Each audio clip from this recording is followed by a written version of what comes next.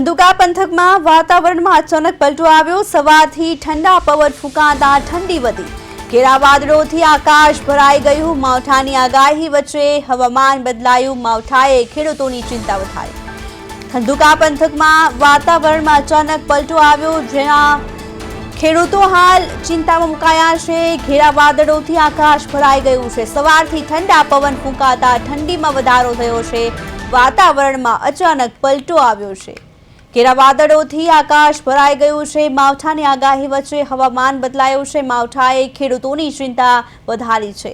ધંધુકા પંથકમાં વાતાવરણમાં અચાનક પલટો। સવારથી ઠંડા પવન ફૂંકાતા ઠંડી વધી। માવઠાએ ખેડૂતોની ચિંતા વધારી છે। ધંધુકા પંથકમાં વાતાવરણમાં અચાનક પલટો જોવા મળ્યો, જેમાં ઘેરા વાદળોથી આકાશ ભરાઈ ગયું હતું અને જેને લઈને ખેડૂતો ચિંતામાં મુકાયા છે।